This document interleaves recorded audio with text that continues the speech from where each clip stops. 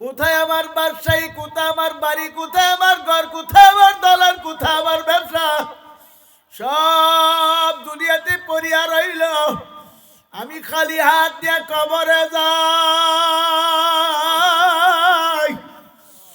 আজকে তোমরা তাকে দেখো, আমি যেমন তোমরা ব্যবসা খালি হাত দিয়ে কবরে যাই দিয়েছি, ঠিক তোমরাও একদিন এমন ভাবে খালি হাত দিয়ে কবরে যাইবা।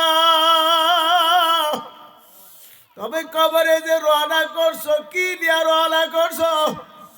কবরের কামাই করিয়া এবার আমল ঠিক করিয়া কবরে যাইও।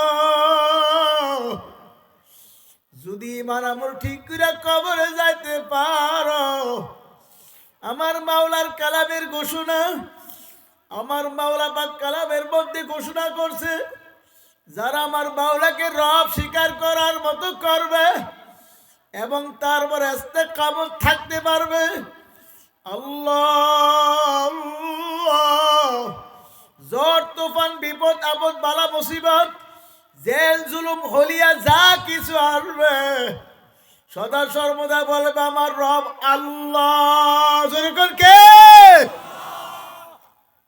আমার রব হলো আল্লাহ।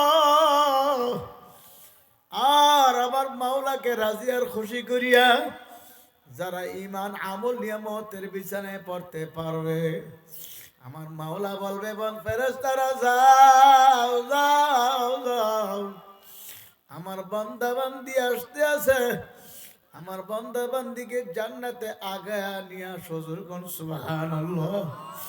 তাতানাজ্জালু আলাইহিমুল মালাইকা,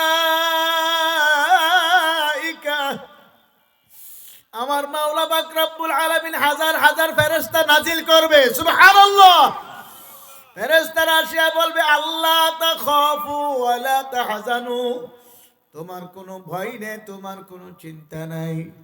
ওয়া আবশিরু বিল জান্নাহ, তুমি যে মাওলার জান্নাত কামাই করছো, এই যে তাকায় দেখো জান্নাত দেখা যায়। আল্লাহ পাকের নেককার বান্দা বান্দি স্বপ্নের মতো দেখতে পারবে জান্নাতের দরজাগুলো ঠাস ঠাস করে খুলিয়ে গেছে, সুবহানাল্লাহ। জান্নাত দেখবে কলিজা জুড়াইয়া যাবে। আল্লাহ পাকের নেককার বান্দা বান্দি টেরো করতে পারবে না। আল্লাহু আল্লাহ।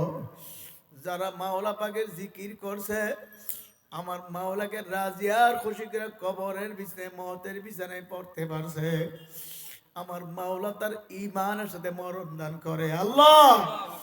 কুমিল্লা গেছিলাম, মুরাদনগর থানা, মুজাহিদ কমিটির একজন দায়িত্বশীল আমার পাশে বসে বসে একটা কারগোজারি বলল, মুরাদনগর দিলালপুর গ্রামে গেছি, আমাকে বলে হুজুর আমাদের গ্রামের এক মুজাহিদ বিডিআরে চাকরি করতেন, দুনিয়া থেকে বিদায় হয়ে গেছে, তো সুন্দর মরণ।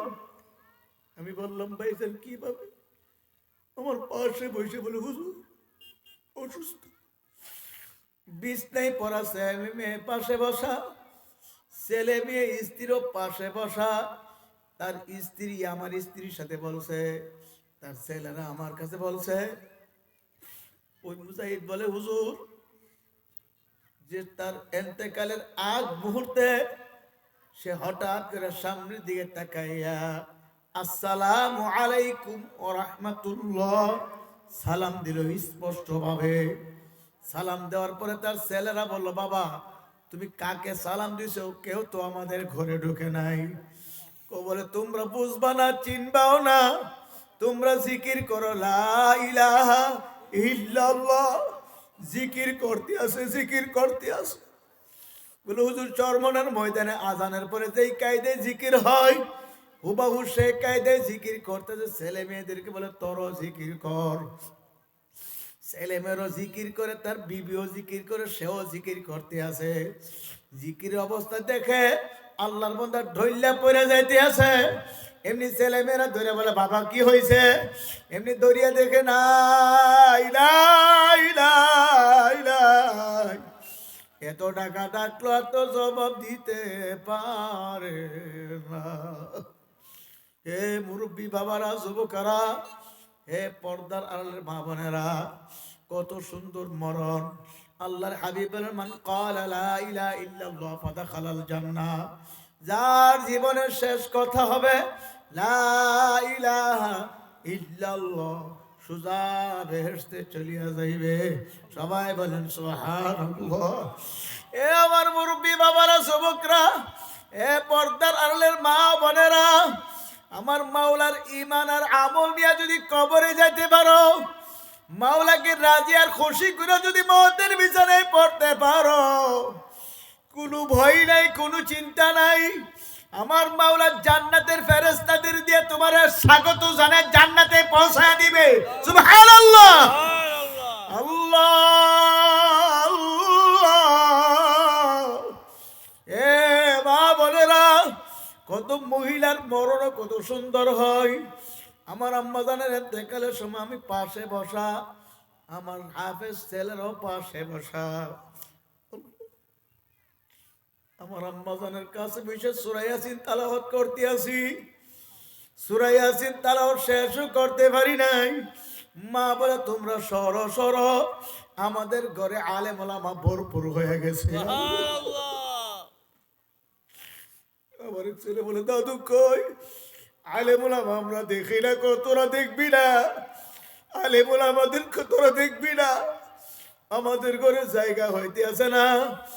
আমার বড় ছেলের নাম নিয়ে বলছে, খবরদার অমুকের বহুজনা ঘরে না ঢুকে, পর্দার খালাপ হয়ে যাইবে। আল্লাহ, এ মা বলে, আজকে আমার আপনার মধ্যে পর্দা নাই। আজকে বেগানা নারীরা বেগানা পুরুষ নিয়ে আড্ডা মারে, গল্প করে। যেই মহিলাকে 40 থেকে 80 জন ভিন্ন পুরুষ দেখবে, এই মহিলার নাম দায়ুসের খাতায় লেখা হয়ে যাইবে গো মা। আমার মাওলার কালামের ঘোষণা শুনায়া থইয়া যায়, ইউরাফুল মুজরিমুনা বিসীমাহুম ফায়ুখাযু বিন-নাওয়াসি ওয়াল আকদাম। এই আয়াতের তাফসীরে মুফাসসিরিনে কেরাম লেখছে, নাফরমান গুনাহগার কিয়ামতের ময়দানে উঠবে, নেককাররাও কিয়ামতের ময়দানে উঠবে। নেককারদেরকে আমার মাওলা মানুষের শুরুতে কিয়ামতের ময়দানে তুলবে। আমার মাওলার আরশের ছায়ার যে ডাকিয়া ডাকিয়া জায়গা দিয়া দিবে। সুবহানাল্লাহ। আর নাফরমান গুনাহগার বদমাশ যারা আমার মাওলার সাথে নাফরমানি করছে, জিনা বিবেচারি সুদ ঘুষ হারাম খায়া কবরে রওনা করছো, আমার সাথে রাগ করিয়া লাভ নাই, গুসা দিয়া লাভ নাই। আপনাদের সঙ্গে আমার কোনো ঝগড়া নাই, কোনো ঝগড়া নাই। আমি আমার মাওলার কালাম শুনায়া থইয়া যাই।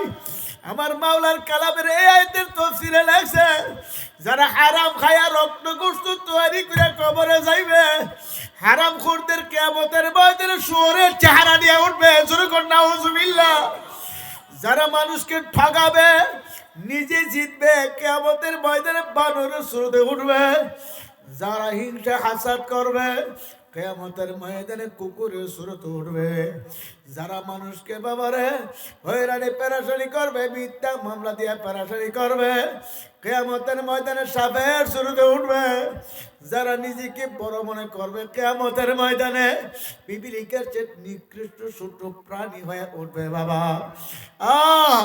হে বাবারা, ভালো করে বুঝো, যারা পরকে প্রেমে জড়াইয়া জিনা করিয়া জিনার গুনাহ নিয়ে কবরে যাবে, জিনাকার পুরুষরা কিয়ামতের ময়দানে স্ত্রী লিঙ্গের চেহারা নিয়ে উঠবে। বাবা, জিনাকার মেয়ে লোকেরা কিয়ামতের ময়দানে পুরুষ লিঙ্গের চেহারা নিয়ে উঠবে। বাবা, আল্লাহ এ মা বোনেরা, ভালো করে জানিয়া নাও, জিনাকার মেয়ে লোকের পেটের ভিতরে জাহান্নামের আগুনের বাচ্চা হইবে। আল্লাহ, বাচ্চা পেটে বড় হইবে, বড় হইবে, বড়ই হইবে, এত বড় হবে দুনিয়ার কোন মানুষ যদি দেখতো এ দুনিয়াতে বসবাস করতে পারতো না। পাহাড়ে জঙ্গলে দৌড়াইতে আর চিৎকার করতো। আল্লাহ, পেটের ব্যথা বাচ্চা বড় হইবে আর ব্যথা বাড়তে থাকবে, প্রসব ব্যথা এমন কঠিন হইবে, প্রসব ব্যথা এত কঠিন হইবে, লা ইয়ামুতু ফিহা ওয়ালা ইয়াহইয়া, আর দ্বিতীয়বার মরণ হবে না, বাঁচতেও পারবে না, বাচ্চাও খালাস হইবে না। দুনিয়ার কোনো মা বাচ্চা যদি প্রসব করতে যাইয়া ব্যথা সহ্য করতে না পারে, বাচ্চা খালাস না হয়, হাসপাতালে নিয়ে সিজার করিয়া বাচ্চা খালাসের ব্যবস্থা আছে গো মা। কিয়ামতের ময়দানে কোনো সিজারের ব্যবস্থা থাকবে না, মাত্র বাচ্চার মাথা বাহির হবে, শরীর বাহির হবে না। আমার মাওলা বলে, ফেরেশতারা বাচ্চার গলার মধ্যে শিকল লাগাও, শিকলের অপর মাথায় ফেরেশতারা দড়িয়া টানতে থাকো, 70,000 ফেরেশতারা দড়িয়া টানতে থাকবে। বাচ্চা তো বাহির হবে না। এ বাবা, কেমনে সহ্য করবা? চিন্তা করে কবরে যাইও গো। আমি চরমন আল্লাহর ওলির পক্ষ থেকে একটা রাখাল আপনাদের কাছে চলে আসছি, পায়ের নিচে হাত রেখে বলিয়া থইয়া যায়, এখনো সমাজে ফেরো, আমার মাওলার দরবারে ফেরো, খাসভাবে তওবা করো। আল্লাহর পয়গম্বরের দরবারে এক মহিলা আসে বলে, ইয়া রাসূলুল্লাহ, আমি কিয়ামতের ময়দানের আযাব, আমি কবর আযাব সহ্য করতে পারবো না। হুজুর, আমি জিনা করিয়া ভালাইছি, হুজুর আমার জিনার বিচার করিয়া দেন। আল্লাহর হাবিব বলল, তোমার পেটে কি বাচ্চা আছে নাকি? হ্যাঁ হুজুর, পেটে বাচ্চা আছে। যাও, বাচ্চা খালাস হওয়ার পরে তারপরে আইসো। বাচ্চা খালাস হওয়ার পরে আল্লাহর হাবিবের দরবারে মহিলা হাজির হলো বাচ্চা নিয়া। ইয়া রাসূলুল্লাহ, বাচ্চা খালাস হয়ে গেছে, এই যে বাবু নিয়ে আসছি। আল্লাহর হাবিব বলল, যাও যাও, এ বাচ্চা তোমার দুধ পান করবে 2 বছর, তার হও, আরে দুধ পান করে আসো। 2 বছর দুধ পান করাইয়া এখন বাচ্চা নিয়ে আসলো, বাচ্চা হাঁটতে পারে, দৌড়াইতে পারে। হুজুর, বাচ্চা এখন হাঁটা চলা করে, বাচ্চা বাড়তি খাবার খাইতে পারে। আল্লাহর হাবিব বলল, যাও, এবার তোমার শরীয়তের বিচার করা হইবে। ও সাহাবারা, গর্ত একটা করো কোমর পর্যন্ত, একটা গর্ত করিয়া গর্তের মধ্যে মহিলাটাকে খাদাইয়া দাও, তারপরে ডোররা মারতে থাকো। দুনিয়ার শাস্তি গ্রহণ করলো আমার মাওলার আযাবের ভয়ে। আমার মাওলা বলে, ইয়া আইয়ুহাল্লাযীনা আমানুত্তাকুল্লাহ, হে ঈমানদাররা, তোরা আল্লাহকে ভয় করো, হাক্কা তুকাতিহি, ভয় করার মতো ভয় করো, ওয়ালা তামুতুন্না ইল্লা ওয়া আনতুম মুসলিমুন, খবরদার খবরদার, মুসলমান না হয়ে কেউ মরিও না, মুসলমান হয়ে কবরে যাইও। মুসলমান হয়ে যদি কবরে যাইতে পারো, আল্লাহর হাবিব বলে কবরটা বেহেশতের বাগান হয়ে যাইবে, আলহামদুলিল্লাহ। আর যদি মুসলমান না হইয়া, নাফরমান হইয়া, মুনাফিক হইয়া, বেঈমান হইয়া যদি কবরে যাও, কবর তো কবর না, জাহান্নামের আগুনের কুয়া হইয়া যাইবে। আল্লাহ, জাহান্নামের আগুন এমন কঠিন আগুন। আজকে আবার আপনার মধ্যে জাহান্নামের আগুনের ভয় নাই, কিন্তু যার জীবনে নামাজ কাজা নাই, পর্দার খালাফ নাই, ওদের জীবনে তালাশ করে দেখো আমার মাওলার জাহান্নামের ভয়ে, আযাবের ভয়ে কত কান্দন কান্দে। রশিদ আহমদ গঙ্গি রহমাতুল্লাহ আলাইহি কান্দতে কান্দতে অন্ধ হয়ে গেছে। হুসাইন আহমদ মদিনী রহমাতুল্লাহ আলাইহি কান্দছে। আল্লাহ আল্লাহ, ওই যে আল্লাহর কুতুবারা, চরমনের কুতুবারা, বাবার উজানির কুতুবারা, ওই বরুণা শেখরা কত কান্দনে কানছে। যাদের নামাজ কাজা নাই, গুনাহ আল্লাহ পাকের ফজরে বেপর দিগির কোনো রেকর্ড নাই। সরমনের মরহুম ইসাক রহমাতুল্লাহ আলাইহির ঘটনা শুনছে, সফর করে বাড়ি যায় ছেলে মেয়েদের নিয়ে কি দোস্তের খানা খাইতে বসতেন। একদিন গালেবান জোহরের পরে খানা খাইতে বসলো, খানা আসতে দেরি হইতে আছে। হুজুর বলল, বাবা সৈয়দ তোমরা বসো, তোমার আম্মাজান কেন দেরি করে দেখি না, বুঝি না, তোমরা বসো আমি দেখি কেন দেরি করতে আছে। হুজুর হাঁটতে হাঁটতে পাক করে দরজার সামনে যাইয়া দেখে হুজুর বিবি ওই চুলার আগুনের দিকে ছায়া ছায়া কান্দে। হুজুর বলল, বিবি আপনি কান্দেন কেন? লাকড়ি চুলা পাক করতে কষ্ট এই জন্য কান্দেন নাকি? হুজুর বিবি বলল, হুজুর না না না, আমি এই জন্য কান্দি না, আমি কান্দি এই আগুনের দিকে তাকাইয়া। দুনিয়ার আগুন তো সামান্য আগুন, আপনাদের জমানে তো শুনছি দুনিয়ার আগুনের চেয়ে 70 গুণ বেশি তেজের জাহান্নামের আগুন। এই দুনিয়ার সামান্য আগুনের ভিতরে দুনিয়ার একটা বরাক বাঁশের ঘোড়া এত শক্ত লাকড়ি ঢুকাইছি, এক মাথা দিয়ে আগুন ধরছে আর এক মাথা দিয়ে ফুসফুস করে ধোঁয়া আসতে আছে। দুনিয়ার আগুন যদি এত শক্ত লাকড়িকে এমন ভাবে জ্বালাইতে পারে, আমি যে কবরে রওনা করছি, আমার গুনার কারণে যে কবরটা জাহান্নামের আগুন ভরিয়া যায়, আমি জাহান্নামের আগুন কেমনে সহ্য করব?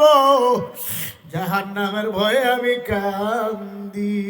আল্লাহ সৈয়দ ফজলুল করিম রহমাতুল্লাহ আলাইহি বলছিল, ব্যাপারকে আমার আব্বা জান গেল, সেও কেন আসে না? বলে আমিও হাঁটতে হাঁটতে পাক করে দরজার সামনে যাইয়া দেখি আমার মা বাবা জানের গলায় ধরিয়া আর বাবা জান মার গলায় ধরিয়া এখন কাঁদে আর বলে, ওরে আমার মাওলা রে,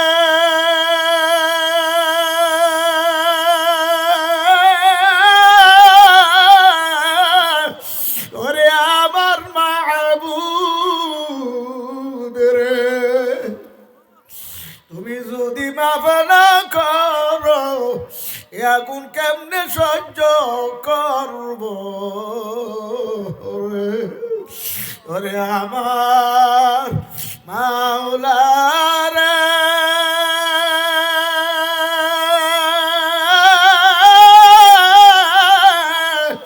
ওরে আমার মাশুক রে, তুমি যদি মাফ না করো এ আগুন কেমনে সহ্য করব রে?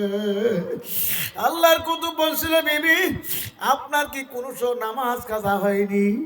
এত রাত্র পর্যন্ত তালেবেল ইলমদের পাকশাক করেন, ফজর নামাজ কি কোনো সময় কাজা হয়েছে? হুজুর বিবি বলছিল, না না না, ফজর নামাজ আমার কাজা হয় না। আল্লাহর কুতুব বলছিল, বাবা ফজলুল করিম তুমি যে আমার সঙ্গে মাঝে মাঝে আমাকে অনেক সময় আমার অনুপস্থিতে আমি যাইতে না পারলে আমার মাহফিলে মাঝে মাঝে তুমি যাও, গাড়িতে যাইতে আসতে, তোমার কি কোনো সময় নামাজ কাজা হয়েছিল? আল্লাহর কুতুব বলছিল, বাবা যান না না, আল্লাহর ফজলে নামাজ কাজা হয় না। বাবারে আল্লাহর কুতুবেরা যদি এমন ভাবে জাহান্নামের ভয়ে কাঁদতে পারে, আমার বা উপায় কি? আপনাদের বা উপায় কি? যে মামলার তদবির নাই সে মামলারও কিন্তু খালাস নাই। দুনিয়ার মামলা যদি কেউ একবার দুইবার হারিয়ে যায়, এমনকি ম্যাজিস্ট্রেট করে মামলা হারিয়ে গেলে বাবারে জজ করে আপিল করে জিতবার আশা করা যায়। জজ কোর্টে মামলা হারিয়ে গেলে হাইকোর্টে আপিল করে জিতবার আশা করা যায়। হাইকোর্টে দুনিয়ার মামলা হারিয়ে গেলে সুপ্রিম কোর্টের আপিল বিভাগে আপিল করে জিতবার আশা করা যায়। সুপ্রিম কোর্টে হারিয়ে গেলে প্রেসিডেন্ট মার্সি করে জিতবার আশা করা যায়। খোদা না খাস্তা আখিরাতের 5টা মামলা, মওতের মামলা, কবরের মামলা, হাসরের মামলা, মিজানের মামলা, ফুলসিরাতের মামলা। এই 5 মামলার কোন এক মামলা যদি আল্লাহ না করো হারিয়া যায়, আর দুনিয়াতে আসিয়া ফিল করিয়া জিতবার আশা নাই।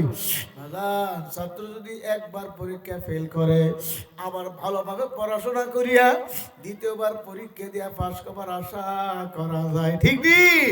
বাবার আখিরাতের পরীক্ষা একবার ফেল করলে আর পরীক্ষা দেওয়ার সুযোগ থাকবে না।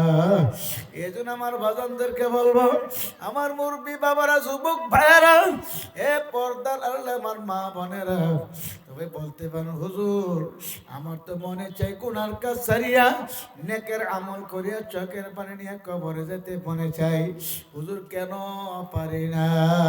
বাবা, নফস এবং শয়তান কাজ করতে আছে, এজন্য পারা যায় না। নফস এবং শয়তান থেকে বাঁচিয়া ঈমান আমল মজবুত করে কবরে যাওয়ার জন্য আমার আল্লাহ পরামর্শ দিছে, ও কুনু মা'আস সাদিকিন, তোমরা আমার একজন সাদিকিন আল্লাহওয়ালা সঙ্গী হইয়া যাও।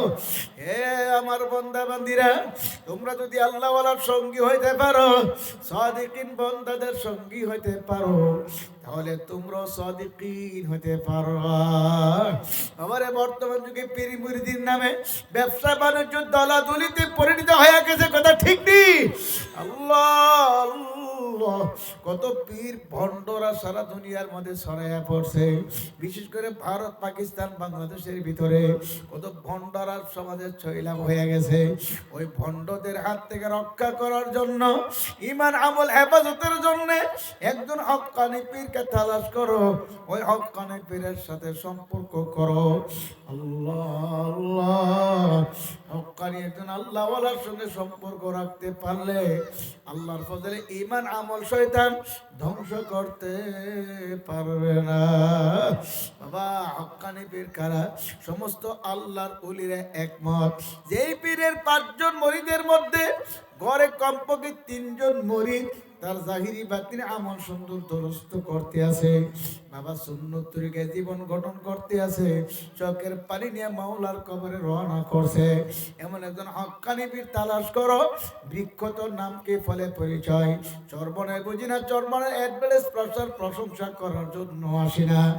এ বাবারা, চর্বনার ময়দানে যাওয়ার পরে কত পথহারা মতহারা দিশে হারা মানুষ পথের সন্ধান পাইছে, কথা ঠিক নেই? চর্বনার ময়দানে যাওয়ার পরে কত বেনামাজি নামাজি হয়েছে, কত দাড়িওয়ালা হয়েছে, কত টুপি সারা লোক টুপিওয়ালা হয়েছে, কত বেপর্দা লোক পর্দাওয়ালা হয়েছে, ঠিক নেই? ওই চরমনের ময়দানে আপনাদেরকে দাওয়াত দেওয়া যায় আগামী 28, 29 ফেব্রুয়ারি, 1 মার্চ ঐতিহাসিক ফাল্গুনের মাহফিল। একবার যায় ঘুরে দিকে আইসেন, আল্লাহর বান্দারা যায়। এই যে আমার পাশে যিনি বসছেন, তিনিও বলে 3 বার চরমনের ময়দানে গেছেন। কাজে এই এলাকার অনেক মানুষ যায়, কাজে আপনাদেরকে যাওয়ার জন্য দাওয়াত দেওয়া যায়। বাবা, চরমনায় গেলেই যে মুরিদ হওয়া লাগবে এমন কোনো শর্ত না, আপনি অন্য পীরের মুরিদ হইলেও যাইতে পারবেন, কোনো বাধা নাই। কি কথা ঠিক? 5টা সুন্নতের কথা বলিয়া থইয়া যায়। এই 5টা সুন্নত আর 5টা ঔষধ, 3টা সবক, 3টা শর্ত যদি ঠিকভাবে আমল করতে পারি, ফজর নামাজের পরে আর মাগরিবের পরে এই 2টা সময় আমার মাওলার জিকির করব, আর আল্লাহর ওলিদের লিখিত কিতাবাদি দৈনন্দিন পাঠ করব, সাপ্তাহিক তালিম ও হালকা জিকিরে হাজির থাকব, মাসিক ইজতেমা সভ্যজারিতে যাইব, চরমনাতে বৎসরে 2টা মাহফিল, 2টা মাহফিলে যাইব, না পারলে যে কোনো একটাতে যাইবই। এই 5টা ঔষধ, 3টা সবক, 3টা শর্ত, আমলে খলুস, তরবিয়তে খলুস, নিয়তে খলুস।